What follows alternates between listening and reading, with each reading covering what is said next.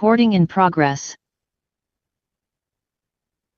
Hello, everyone, and welcome to Asgardia Space Nation's first ever legislative webinar series hosted by the Justice Committee. My name is Tawana of E. Williams, Briviascas, and I am the Vice Chair of the Justice Committee, well, one of the co-vice chairs of the Justice Committee, as well as a member of the Foreign Affairs Committee.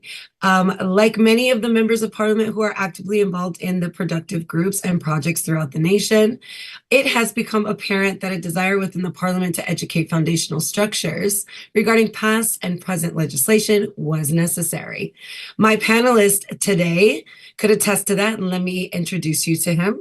His name is Jacob Mulder.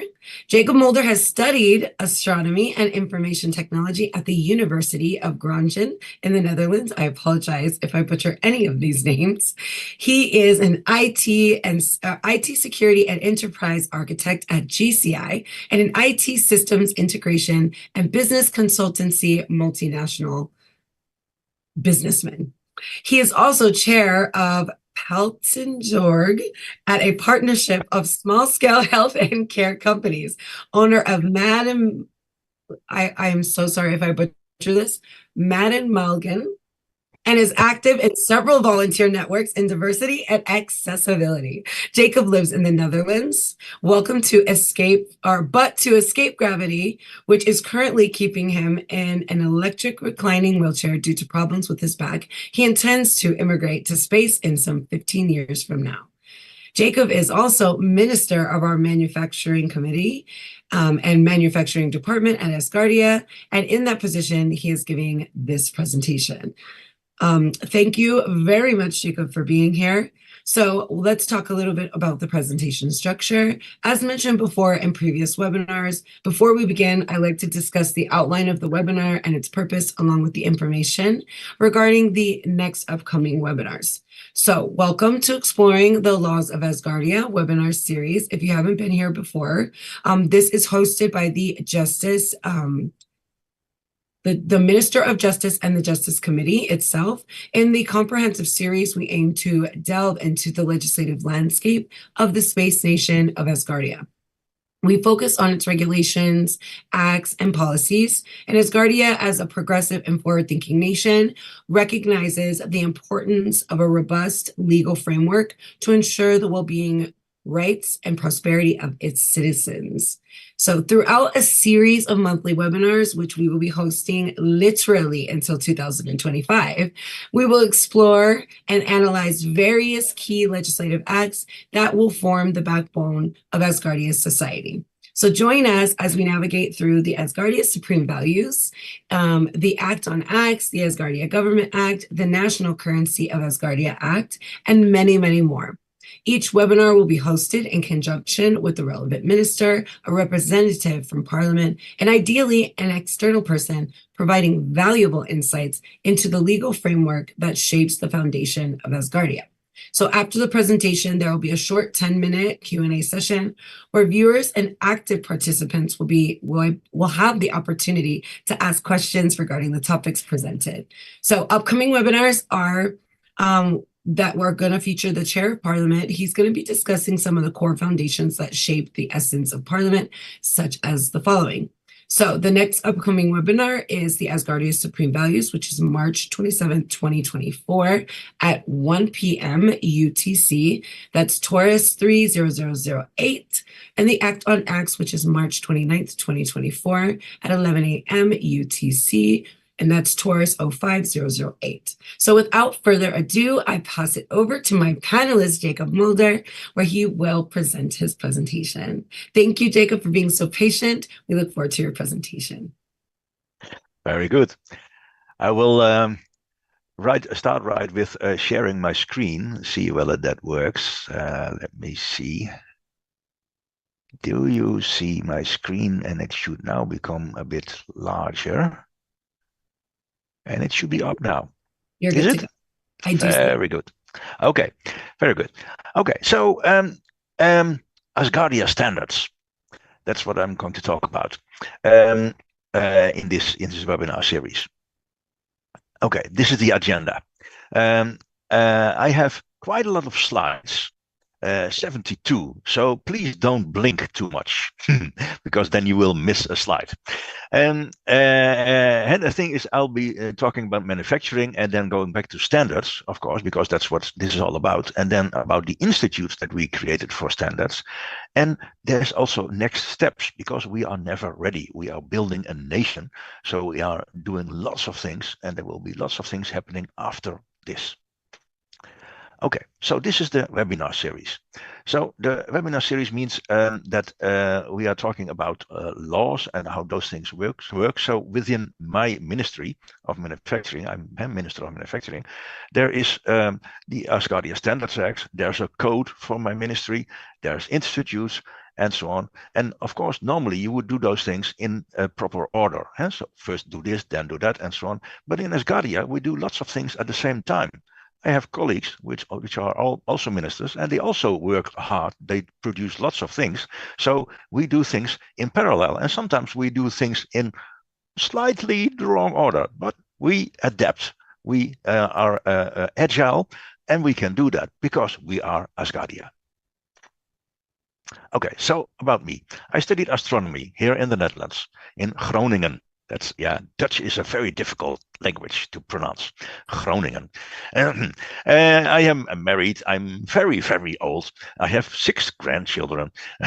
And I work for a large IT company called CGI, and I'm the enterprise architect there. That is to say, I'm an enterprise architect. So usually I work for a company, and I'm typically then the main IT architect. So in automation, in information technology. I'm also owner of Mert Melange, which is also a Dutch sort of word, which is my own consultancy firm. And I'm very active in diversity and accessibility, which I will explain more in the next slide. And as in this official form, I am now in my most formal setting, that is being a minister as manufacturing. And this is why I'm so active in diversity. I'm in this wheelchair. But I did study astronomy and I am an architect. So I have lots of ideas about an architecture, which is a swarm architecture, to support living and working in space, because that's one of the main goals of Asgardia. We want to prepare humanity like that, to live and work in space. And I myself have issues with gravity. That's why I'm in this chair. My gravity squeezes my spine when I go sit upright and walk and so on. I can do that very briefly, but then gravity squeezes my spine and my legs stop working. So to escape gravity, I thought, okay, let me immigrate to space. And it's even worse. It is necessary for me. In some 15 years, my back will have gone worse. So it is really necessary. So I do have a very serious drive in this area. Okay, so I'm a minister. So this is my ministry website. I'll come back to that later, but you already can see, okay, it is from Asgardia. It is the space nation. It has goals, and the ministry has goals. It has business things, and that's a very important word because manufacturing is also about business, of course. And there's the first steps already, the first things that we do. But I'll come back to those things later on. So, because you always should start with dreams. That's a good thing. Start with dreams. And we have lots of ideas and we have lots of dreams, but we have ideas because we are a very active group. Asgardia is about 1 million people that are very active, very dreaming, but we want to make those dreams come true. I really want to emigrate to space in 15 years. I have to. Yes. So we are very motivated. So I first want to show you a few pictures to set the scene on how a future might look like. And this is the first one. And this is a very serious picture because you recognize it as being a settlement on the moon or on Mars or something like that. But the interesting thing about this picture is the things that are on top and below it. All those extra things, all those details, because you can very simply draw such a nice place, but making it to work, making it in such a way that people can live there, that it will be sustainable, that is something different. That's much more complex. You have to if you build something like that on the moon or on Mars or whatever, then there will not be any supply of some truck bringing supplies every week or so. You have to take care of yourself. It has to be a cyclic economy. It has to be sustainable. And the same goes for something like this. And this is a place where I want to go because this is where there is no gravity. This is a huge sort of cylinder. It's more like a wheel shape. It turns around, and that's what it causes. It causes gravity on the outer rim. It looks like gravity because of the centrifugal force pointing outwards. So this is huge. You can build houses on the edges on the rim. So I can take my wife and my two dogs with me, and they can live in this house on the edge. And I can then work in the center because in the center there will not be any gravity. So that's very good for my back. So I want to immigrate to something like this. And this is huge. Yeah? And this picture was drawn, but it should be a bit larger in my area. We should have like 10,000 people living here. This is huge. And it's nothing that you just draw, but it is very complex to realize, of course. And then you need things like this. You need control rooms. You need areas where you control all the things that are happening and where you keep the security okay and the safety okay and so on. And the good thing is rooms like this, of course, already exist. The company I work for is also quite serious in space technology, and we have built a few of these rooms in the space technology. So things already exist. And we have lots of the technology that we need for all these dreams already exist. So, okay, so we are here now. So we now go for manufacturing. Okay. What we have is, for example, this colleague of mine, Ben Dell, who is a Minister of Trade and Commerce. He has created a business registry in Asgardia, asgardia.trade, and that's the website. And there's lots of businesses already registered there. So we have an economy that is starting. We have businesses in Asgardia. And he is working on that, and he's working quite seriously. He's very active. And manufacturing is also, that's my ministry. And manufacturing, we will not really create rockets or so here in Asgardia, because there are other parties like SpaceX and Blue Origin and so on that do that. So we can use their rockets. We don't have to do those things ourselves. What we should do, because we are working on a space nation, is integrate all those things. So they build rockets and satellites and parts for all those things. And what we can do in Asgardia, we integrate those to build a nation. Not to build more rockets, but to build a nation. And to do that, in the economy of the Earth, there is business. People make profit. So we should also be business focused. And we should be using a as a service methodology. So we create things as services. And of course, we should be very modular and agile and especially sustainable. Those few words at the end are the most important words. Sustainability, security, robustness. Those things are very important if you want to do manufacturing in space. And you need standards for that because you are integrating things. So people should do it in the same way. If part of your group works with meters and kilometers, and the other group works with inches and yards and so on, then things will go wrong. Then you will say, okay, go with your rocket going to the moon or so, go 15 to the left. And then when one of the groups says 15 kilometers and the other one thinks it's 15 miles, they will either crash on the moon or they will pass the moon. Things will go wrong. So we really need standards. And things have gone wrong, by the way, in this area. Okay, so how do we do that? Of course, we start with ambition. Okay, lots of ambition there, also in my mind, but also in all the other guys that I know, all the other people that I know within Asgardia, lots of ambition.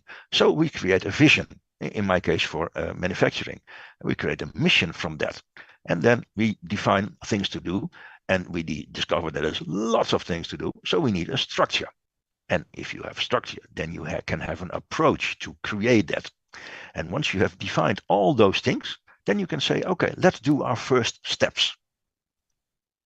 So going back to the website of Ministry of Manufacturing, the goal, and that's after the welcome, that's the first menu entry. And it says, okay, the vision is we want to lay a proper foundation.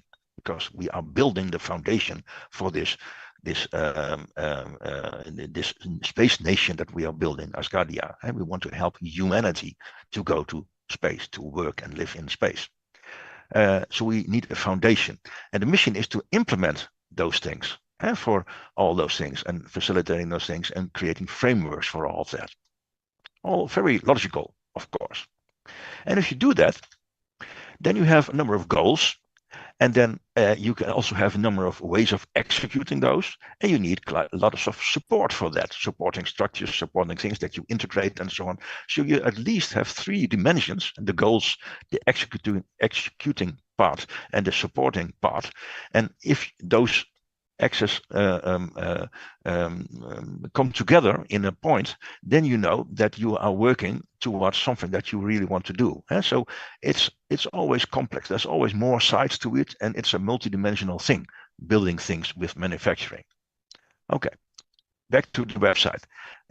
First steps. Okay, one of the first steps that I did as a minister is create this Institute of Standards, because I thought, okay, standards are very important. That's one of the first foundations you need.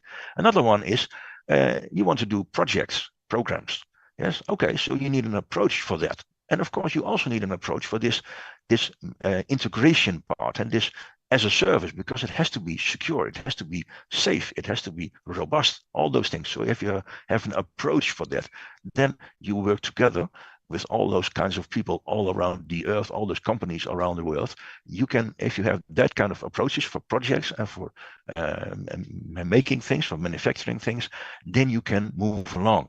Then you can really do something. You have executive power.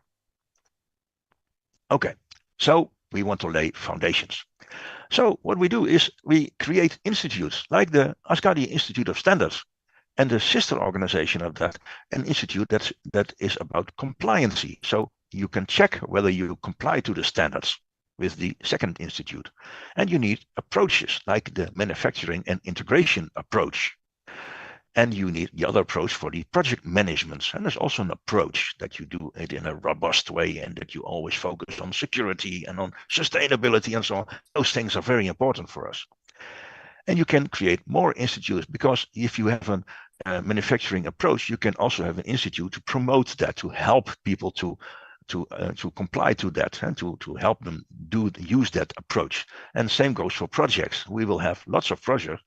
Even stronger, we already have lots of projects, and it is a good thing to have an institute to coordinate all those things, because otherwise it will be a mess. And we don't need that, because we really want to create create things and create this space nation that we are working on. So the things has to be coordinated. Okay, so standards. Let's continue on that. I'm quickly looking at the time, and I'm nicely on time, so that's very nice. Of my 70 slides. Huh? Okay, so manufacturing is about integration and about orchestration. So we need standards. Okay, but at the same time, we have this colleague of mine, which has the Companies and Enterprises Act and the Chamber of Commerce in Asgardia. So, okay, this is the business portal, and you see here that, for example, on the left side, you see the Star Shop, which is a shop which works in Asgardia. You can buy nice things from Asgardia there, and on the bottom left, you can see you can buy nice clothes and so on. Okay, so we've got quite a few companies working in Asgardia, and they have been there for a few years already. And at that moment, we did not have a Standards Act yet. So, but the companies already started, and they started working, and they also wanted to collaborate, and they wanted maybe to integrate things together among them. So we need already standards, even though we don't even have the Standards Act yet. Okay, so what I did, I'm also fast. So I created the Institute of Standards already, but I did not create it at the Institute, but I said it's a precursor to the Institute. And I did create a few, we did create a few Asgardian standards, where we call them transitional standards, because there's no act yet below it. So officially, I cannot call them standards yet. So that we call them transitional standards. Yeah? So sort of in the wrong order. But at least those people in Asgardia trade and those companies could at least start and use the standards. So this was the site that we had, the Asgardia Institute of Standards, but it's precursor to the Asgardia. And to the in the left in the menu you see preparation for the real AIS and the real Asgardia Institute of Standards. Okay, and the same for the Acquia and the precursor to the Institute for the Compliancy and the auditing and so on. Same story. Okay, so there was the Asgardian Standards Act. We started on that. I didn't start it, but one of a visionary person called Fernando, who was the first chair of the manufacturing committee here in Asgardia, he started the first version of the Standard Act. And this guy was really working on that, and he was creating good stuff. And then how things go, you already heard it in the previous webinars, you have a first reading, then you have a second reading and third reading, and every of those readings you get voting on that and discussions on that and so on during sittings of parliament. And then after a while, the Asgardian Standard Act was really enacted by head of nation via a decree. And of course, it's on our website. You can just look it up. It looks like this. This is the decree, and it says there, hereby, I, as the head of nation, approve the Asgardia Standards Act, blah, blah, blah. Very good. I'm very happy with this. And then you see, okay, there is the Standard Act. So you click on that. This is the Standard Act. It has a motivation, why you need this, and so on. And it has a basis in its constitution. And the Asgardia constitution is, of course, the legal basis for such an act. Okay, that's how we work. Okay, so we now have the act which says, okay, standards should be defined. And it says it should be possible to check the compliancy against those standards. And so we need two things. We need standards and checking for the compliancy. Okay, that's what the Standards Act said. It's not even that long statement. It's only a few pages. So we have an act. So now I can start. Wait. Oh, at least that's what I thought. But of course, it doesn't go like that. I'm not a legal person. We should first have the executive power. And of course, I am a minister, so I do have an executive power. But I also have to be formalized executive power. And that is done via a code of a ministry. So, okay, we have to work on that. So I go to the government website of Asgardia. And you go there and you browse a bit to the below, and you see there all the ministries, like on the right side, my Ministry of Manufacturing. And below that, you see the documents, which are the codes of all those ministries. Aha. Okay, so now we can continue. This is how my code looks like, and the code of my manufacturing. And this code is issued by the chairman of the government, which is not a man, by the way, but is our Prime Minister, Lena de Winne. So she approved this and also the other codes. And that way, we as ministers now have our mandate. We have our executive power. Okay, so now we can really start. So we start with those institutes. So we have this act, we have the decree, we have the code. So now we can remove the precursor. Okay, very good. And now we can also migrate the Asgardia transitional standards into real Asgardian standards. So now we can say, okay, now the standard is really applicable. Okay, now this is becoming serious, huh? Okay, so the first institute was the AIS. Nice logo with it.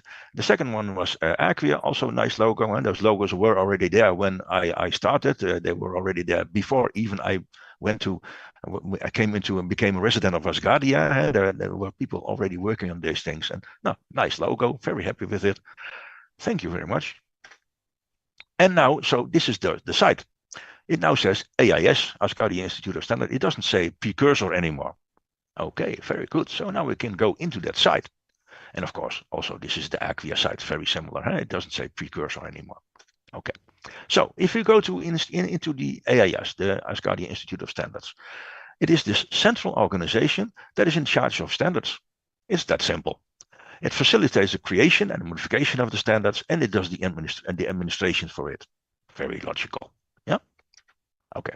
And the goals are, of course, to assist companies organizations and so on with those standards, to encourage them to create standards, to be and people to create standards and so on. If you have something, then you should think about creating a standard for that, and then establish the standards, and then improve AAS itself, of course, also because we are a learning organization. Asgardia is building a space nation.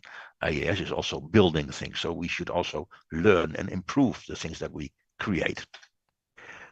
And the generic approach for AAS is, okay, we have an establishment committee that creates the standard, that writes the things or changes things. And then we have a confirmation committee, which accepts it. And then eventually it gets published and administrated within the site.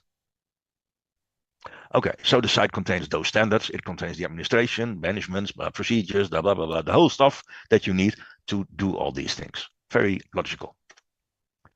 So if you go again to the site and you look at the implementation, for example, you see, okay, there are standards, there are recommendatory standards, there are mandatory standards, and the standards are like this: you should comply or you should explain, and blah, blah, blah, blah. There's a management team, there's procedures, the whole lot. Everything is on the site. The procedures are also on the site, like, okay, this confirmation committee and the establishment committee, and how do you create and modify an Asgardian standard and so on.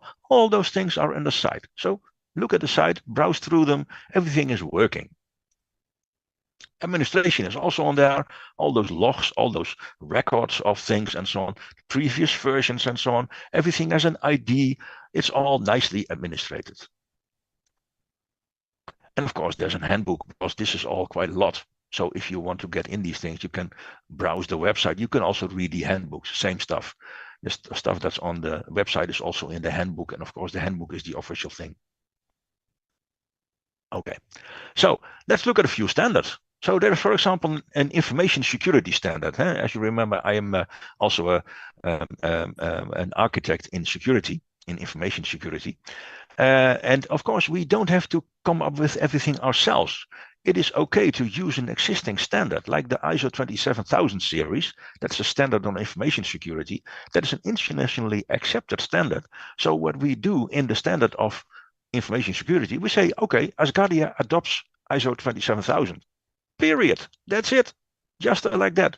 That's enough, because we all know, the world knows 27000. If you're into this business, of course. So we can use that. And similarly, we adopt SI units, that is meters and kilograms and seconds and so on. And so not miles and so on. So we don't make those mistakes. It's very clear. And we use decimal numbers, not hexadecimal numbers or so, like what computers do. Yeah, and we define a few languages. Not only we don't all talk English, of course. We also have people from Russia, the people that talk Spanish, and so on. So we have 12 languages. And we are now in the process of creating extra standards to also support sign language and Braille and so on. Why not? Those are also languages. And of course, there's also a standard on the branding, like our anthem and our flag and the colors that we use and so on. Those are all in standards. So look at that standard. This is it's a bit small maybe. This is the standard on information security, and it's only one page. This is all. Yeah, it just says, okay, 27,000, let's do that. And if you don't comply to 27,000, then you should explain why do you not comply and what other measures that you take. And that's a very reasonable thing to do, also on Earth already. In the business that I am in information security, that's typically how it's done. There's only very limited number of companies that comply to the whole of ISO 27000, but they typically comply to a few, and then they say, okay, these and these are not applicable for us, or we do things different or so. And no problem, as long as you show that you work on information security, that you take it serious, good enough. Yeah.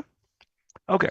So this is the menu called standards, and you see here this first standard being Asgardian branding, and with all those attachments like the flag and the logo and the anthem and a few templates for memos and for presentations and blah blah blah, white papers and the whole thing. Very logical, because those things you need as a standard. That way we all work the same way. If you want to create a document with an Asgardia, you take it from here, and you don't have to think about that. It's very handy. And there's the default languages over there. Then the second one, the third one is a units number and so on. All those things are there. So if you one of the standards that I've not shown yet, but is about parliamentary document management. And a few webinars from now, a few weeks from now, there will be a presentation also involving me about this parliamentary document management, because it's a standard. We wrote down how we do things, and that way we standardize things, and we don't forget for certain steps in the whole legislative process, for example. Yes. Okay. So we need you. If you think these things are interesting, please collaborate. Please contribute. Please contact with us. Okay. Quickly over the second institute, very similar. It's the institute about the compliance of the standards. The main function is to check that compliancy, not only for the standards, but also for the approach that I talked about. And there's another thing, not only standards, but you can also check whether you comply to the manufacturing approach. And Acquia will check that for you. This is the site. No precursor anymore. Very good. And the goals are very similar. Assist companies, encourage the validation against them, check the compliancy, and that's the main goal, of course. And all those things are very logical, and because the main goal of Acquia is to provide an audit for whether you comply or not. And it does this for standards, but it does the same thing for AMIA, for the manufacturing approach.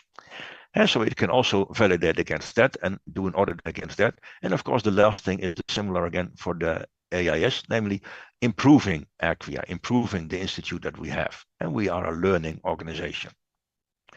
So this is what it does. It does audits.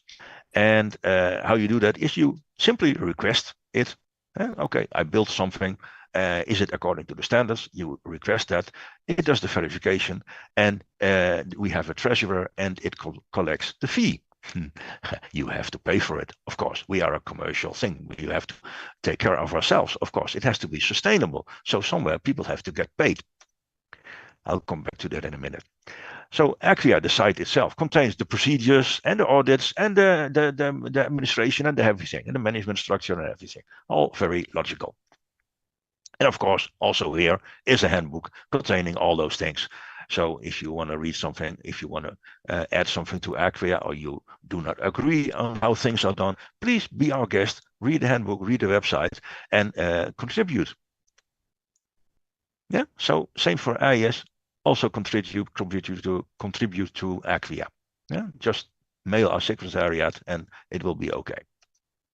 So quickly about the fee. About the financial aspects, you will not get poor by this, of course, but you will have to pay because there are people working on this, and there's auditing being done. There are also people that created the standards, like the establishment committee and the confirmation committee. And of course, the management teams of the institutes themselves and the treasurer, all those people are working for you, and it's reasonable that they get paid. And so those things are already in place. Okay, so let me see, how far are we in it? Oh, we have lots of time. I'm talking too fast. Okay, no problem there. So, but I still have like 20 slides or so, so I'm not there yet. Okay, next steps. Okay, remember the vision. We were talking about, okay, we will focus on integration and orchestration. So we need to have integrate components. We need to do the as a service thing, and modular, robust, sustainable, all those things are very important. And we will lay the foundations for that. So, okay, so we have this AMIA and this approach, of course, also a nice logo for it, and this the institute that promotes and facilitates the use of AMIA, that integration approach, and that's AMIA. And then you can go to Acquia to check compliance against it. Okay, and AMIA is at this moment being built. It's not there yet. We are building a nation. We are building manufacturing. So if you have ideas on this, on how to create robust things, how to add security, how to add safety, and so on, how to do things in as a service way, and so on, please contact us, because then you can help us. And the APMF is a very similar thing. That was the approach for the project management. So, because if you work, collaborate together with all kinds of companies and organizations all around the world, then you need a standardized way of doing projects, a standardized way of managing those projects. And that's what the APMF is about, the project management framework. And you feel it coming, of course. There's also an institute that will help you with that, because the APMF is just a document. And the Asgardia Project Coordination Institute is all about this coordinating all those projects and administrating them and so on, not making a mess of things, trying to do things in an organized way, in a structured way, so that we really deliver results. That's the idea. And that's what the APKI is about. And interesting thing is that there will be an article in Room, the next Room magazine that will come out very soon. There is an article called Building the Future for Space Manufacturing. And you can guess what it's about. And this is the Room is the space journal of Asgardia. And when you are a resident, you get it for free. So one of the more reasons to get to become a resident of Asgardia, because then you can read all those very fascinating articles about what Asgardia is about and what space technology is about and so on. Do become a resident. Very good stuff. That's how it looks like. And you can see, that's always my picture, of course, but there's two other people like Benedetto and Jason. Benedetto is the chair of the Parliamentary Manufacturing Committee, and so from Parliament, and Jason is his vice chair. So Benedetto and Jason and myself created this document. We wrote it together. We all did about a third of the document, and the document is quite a serious document which explains all those things that I've been talking about. So this document is sort of this article is sort of a summary as what I'm now explaining in this webinar. So do go to Room as soon as it comes out very soon and read the document, because then you have the same story again. I already told this, of course. If you are a resident of Asgardia, then you will get Room for free. So do become a resident. If you're not yet, of course, everybody that's watching is already a resident, of course. But if you're not, then go to Asgardia.space and become a resident. It helps everybody realize your dream. Our shared dream of living and working in space. That's what it is about. It's really interesting. Asgardia is now existing for like 8 years or so, 7, 8 years. We are really building things. We are really preparing humankind to work and live in space. That is really serious stuff. So, of course, if you are a resident and so on, and if you join us, help us contribute to all those acronyms that I mentioned, all those 4 or 5 letter words. Yeah, help us with all those things, and join us in manufacturing, or join the other ministers that we have in the all those other things that they are doing in finance and in equity and resources and in culture and in citizenship. We have lots of things going on, and everybody is very excited and working very hard on those things. We are building a nation. And here in manufacturing, we are working on eventually working towards this swarm architecture, for building things in space, for eventually living in space. That's the main goal. So help us with that shared dream. And I hope that you sort of get inspired by all of this. I want to end with one word, and the word is an acronym, an abbreviation of One Humanity, One Unity. Those words are in our coat of arms on the right, and the picture on the right, it says One Humanity, One Unity. And it pronounces as "oh-ho," which is a greeting. Oh-ho. We say that as we meet each other and when we go away. So now I'm going to say to you, oh-ho. And that was my presentation. Thank you very much.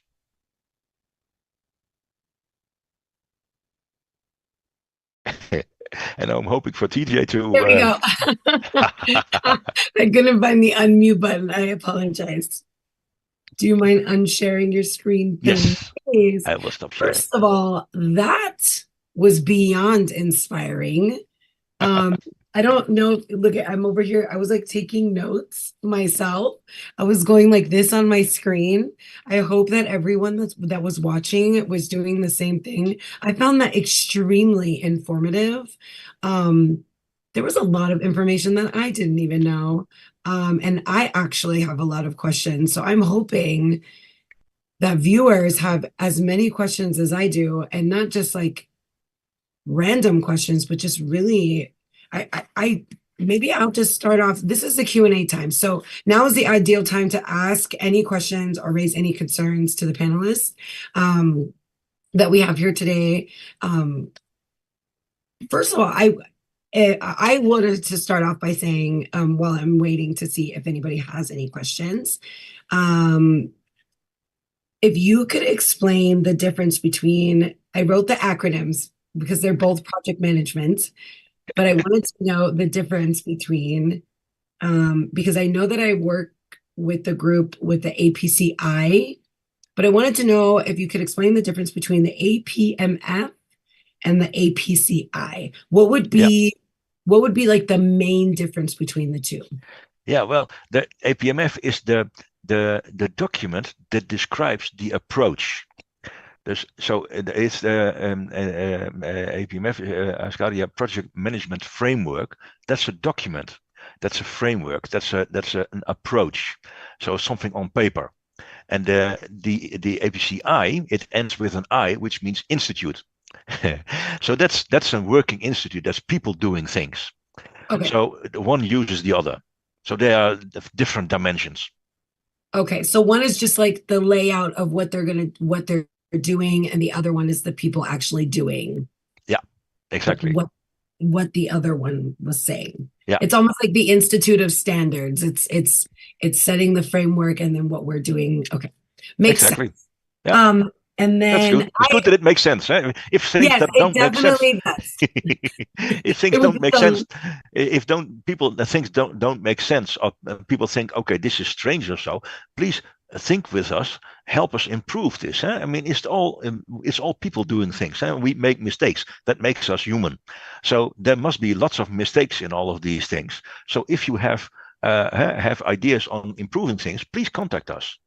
of course. And I know that you're very, very receptive to constructive feedback and working with modifying standards, especially with to modify it with current situations and current frameworks, especially with the upcoming parliamentary document management, for instance, because like for instance, I'm with the Justice Committee, and part of Article 2 in that document, we're going to modify just slightly, but not to the point where it completely changes the document, but just to modify it to current situations based on how we are currently going to be changing the process. But other than that, the document will remain the same. I do have quite a few questions that are coming in. This was a question that I was actually going to ask. If you could repeat the address for the standards website, I got the one for the the QI, the ACQI. If you Acquia. could give Yeah, Acquia, if you yeah. could give us the website for the standards, that would be great. Yeah, well, it's very easy to remember. It's Asgardian Institute of Standards dot space. Okay. It's like that. And you could even say just Institute of Standards dot space. That also works. Yeah, so it's just writing out the whole name what it is.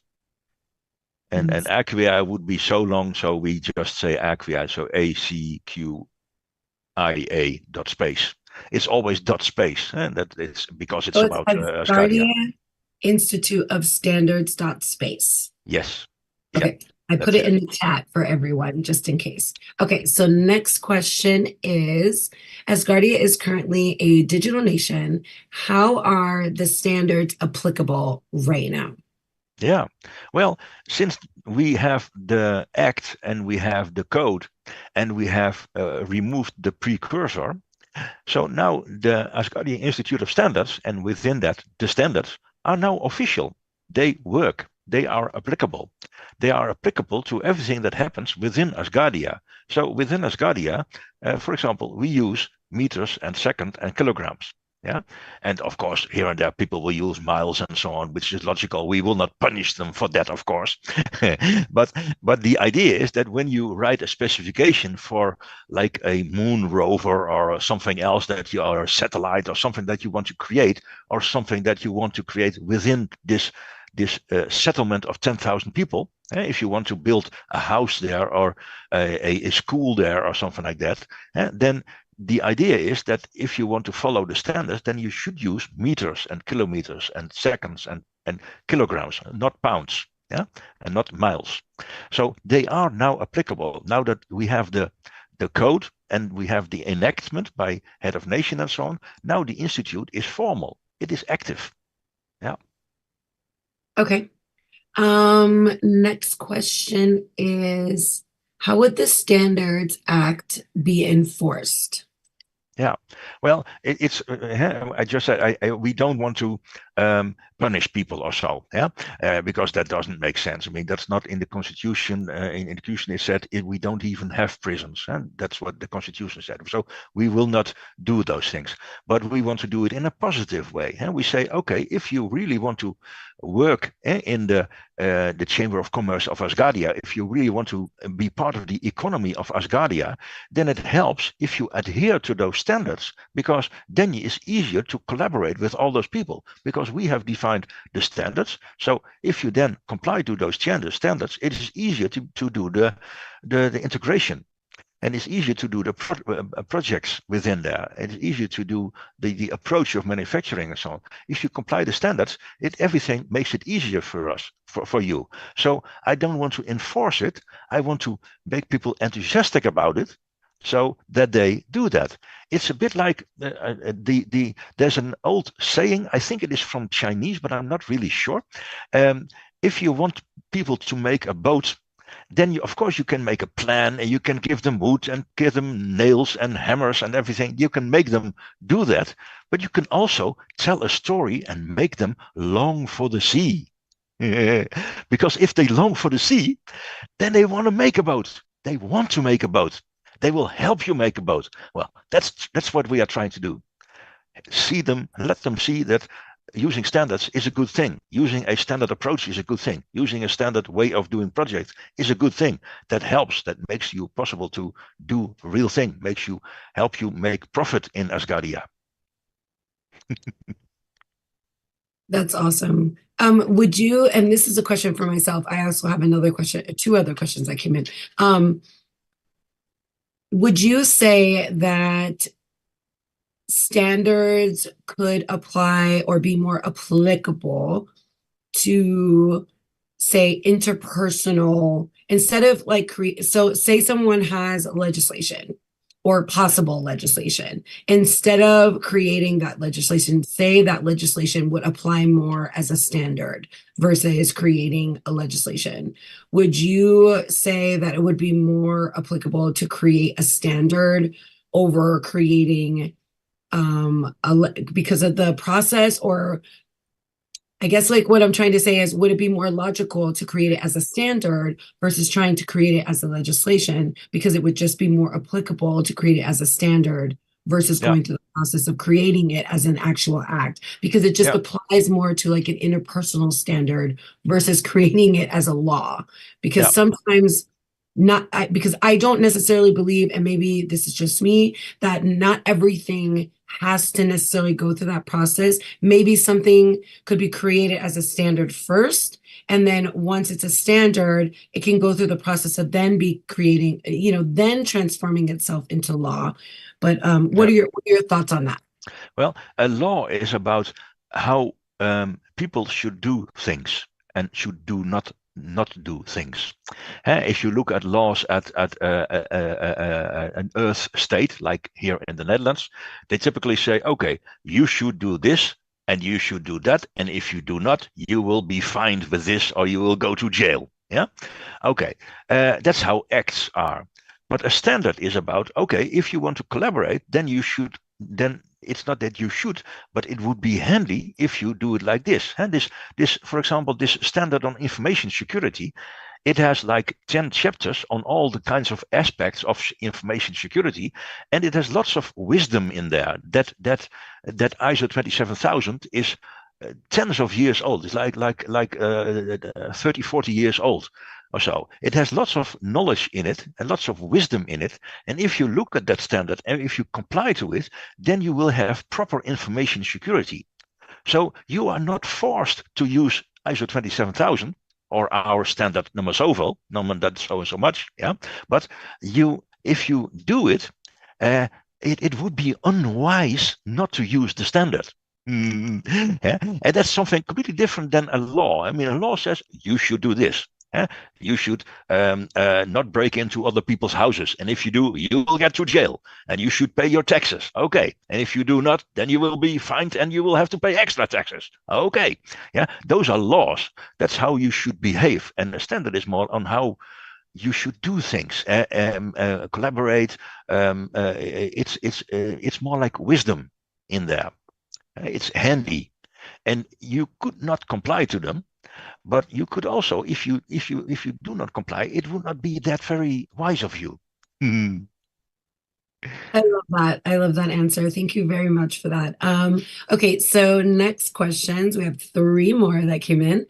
How would they contact you with suggestions? So, like, I know you gave the website contact for the secretariat for both of the sites, but how, if someone wanted to contact you directly, how could they contact you?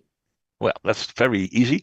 People that are in parliament and in cabinet, they have their Asgardia mail address. So in my case, it is jacob.mulder@asgardia.space. My name is under my picture over here, Jacob.Mulder, with a C and a B and everything. So Jacob.Mulder@asgardia.space. It's that simple. Very easy to remember, like also the URLs of the websites and so on. Okay, I think I put it in the, so it's MULDER. For anybody that is listening, I went ahead and put it in the chat.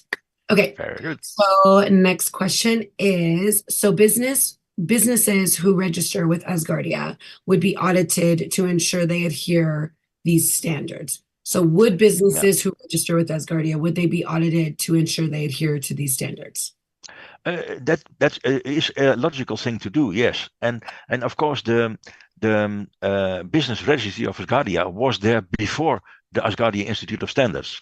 So I think Bendel, Minister of Manufacturing, already built it into his flow chart of him becoming registered.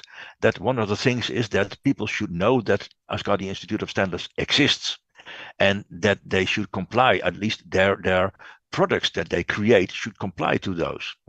So it is, I think it is in his flow chart, but it is of course his flow chart because it's his business registry. He is Minister of Trade and Commerce.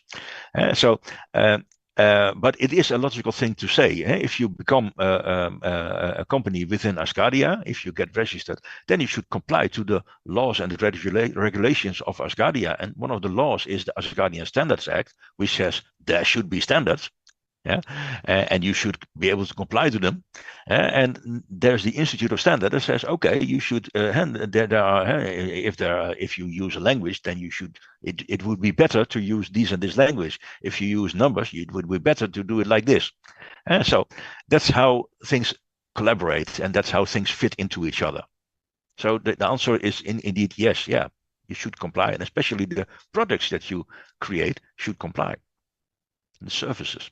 Cool. Um, okay, so last question I see is, oh, what will be the first product manufactured by Asgardia? Yeah, well, we already had, of course, quite a few. The Ascalia Star Shop is, of course, already selling lots of things, and there's lots of other companies that sell things. But we even had products created. Fernando, that I talked about, the visionary that did the first Asgardia Standard Act and so on, and the first version of it. He was doing a project that wanted to create an Asgardian watch. It eventually got not finished yet, but it was an idea. And there was another person. Um, um, uh, oh gosh, what was his name? Very sorry that I don't remember his name. He had a 3D printer, and not one, but lots of them. He had a company with which he could 3D print things.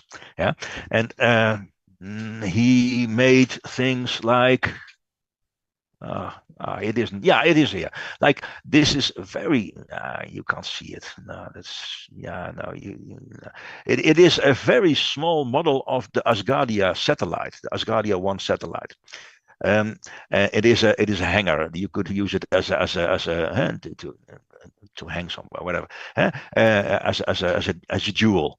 Yeah, and he has made larger things of that, and also other things for Asgardia. And he was really creating those things, and of course also selling those things. He sold quite a few. He sold a few to me. I bought this one from him. So he was one of the first real companies registered in the business registry of Asgardia that created things within Asgardia, for Asgardia, sold within Asgardia, paid for by Solars, having taxes and everything that works, the whole thing. It's a working economy. He was the first.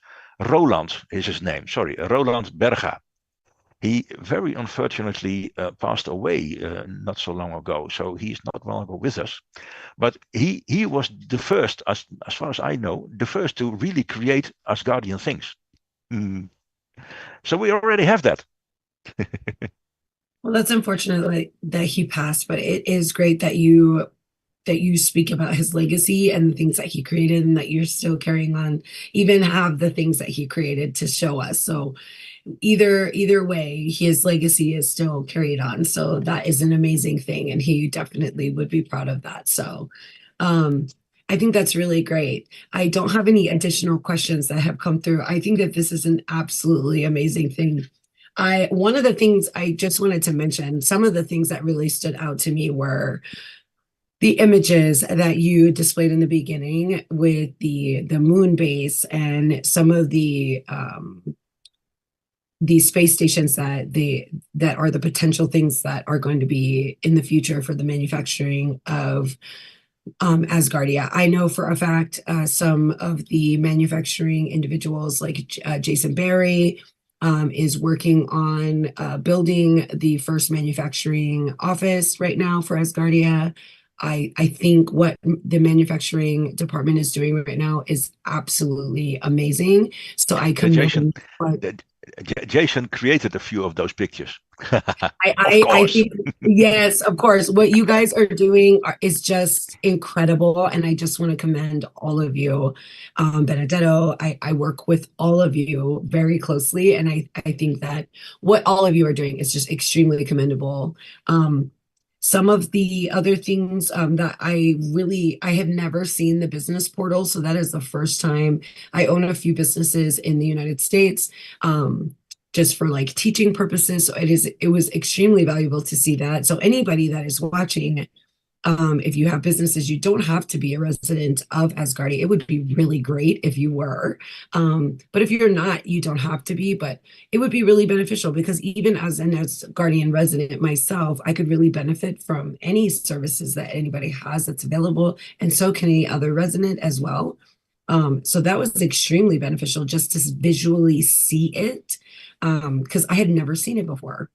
Um, and then I do have one last question. You said something about the confirmation committee and the establishment committee. The only reason I wanted to ask this last question before we conclude is I do have some paperwork that I need to send you, and I just wanted to clarify with the establishment and the confirmation. You said something about later on where there was fees involved and those committees are getting payment. So are those establishment and confirmation committees that receive payment through the manufacturing committee, or when we establish, like when we're creating standards and we establish a confirmation a confirmation and an establishment committee, do those also get paid, or is that like a separate entity? No, the idea is that when you want to create a new standard, and that you need it's good to have an establishment committee, a group Right. of people that writes this new standard. And of course, there has to be another committee that will check whether the standard complies to the existing laws and to the existing constitution and everything, and that it is a logical thing to have. And that's also a few people again. And when those agree and they produce something that is good, then we can put it on the site, and then after that you can have a company that can check against that standard, for example. And if you are that company and you want to check your product what I just showed before, for example, against these standards, then somebody will check that, and then you as a company will have to pay a small fee for that. And then when we have that fee, and if it will be like 50 solar or so, I don't care. We haven't, at the moment, it's only 10 solar. It's only very minimal because we first have to try it out. We have not done such a compliance check yet. So the first time will be very cheap. So do it and indulge us and try us out. And then you have to pay 10 solar. And then, for example, if there are two people in the confirmation committee, they will all get like one solar or so, something like that. Yeah, a part of that. And the establishment committee also, and the treasurer himself, and so on. And of course, there will be taxes. So you will pay 10 solar plus one solar taxes or so. I don't know what the percentage is by my head, but we have taxes. And so all of those things will just work. And so eventually, when you are in such a establishment committee or in such a confirmation committee, eventually you should get paid, of course, because you do work. And we are a company. We are Asgardia is not a company, but Asgardia Institute of Standard should be self-sustaining. How you say that? It should pay for itself. It should not be that it gets money from head of nation or from Asgardia government or whatever. It should be able to pay for itself. That is a logical thing to do for an institute like that. So that's the idea. Eventually, we'll grow to that. That's awesome. Okay, cool. You answered my questions because I have some information to give you, and I'm just like, man, and I hope that anyone that's listening and trying to create standards, I think that standards can really be applicable to things that we don't need to create legislation for. And I'm a firm believer that not everything needs to be a law, not everything needs to be legislation. That I think that if we create standards and we implement standards, especially when it comes to interpersonal relationships and interpersonal communications. I think that for me, I think that just my personal opinion that it can really, really benefit us more than trying to be, hey, you're going to, when you said, hey, you're going to jail. I think that eventually those standards can create themselves, can move forward into law. But I think it's a really good step. I think it's a really good precursor to creating law. So I'm really grateful that you created it. I'm really grateful for you to be here. And I cannot wait until you talk about the Asgardia Standards Act next. And I'm really grateful for that. So there are no further questions. I wanted to thank everyone for participating in the webinar series today. That includes you, sponsored by the Ministry of the Justice Department. And on behalf of the Justice Committee, we want to give a special thanks to the panelist, Minister of Manufacturing, Jacob Mulder, and his vice co-chair of the Justice Committee. I admire your dedication and hope to aspire to your level of accolades within our nation one day. Man, oh man, huge accolades. And for the viewers watching, come visit us every Thursday. We don't bite. And you know what? We have an in-person event coming up on April 8th in 2024 in Dallas, Texas, to watch the total eclipse. So for more information about that, you can go ahead and contact me, and I will put my information, my email in the chat. Otherwise, we may seem like space nerds or something that seems unreal, but we are very real and we are very proud to be residents of a diverse, inclusive nation. So I am a standing example of that, and so is Jacob Mulder. So you can be too, and until next time, reach for the stars. Aho! I'm going to put my name in the chat. I hope you guys have a really great day and enjoy your weekend, guys. Thank you guys for watching. Bye.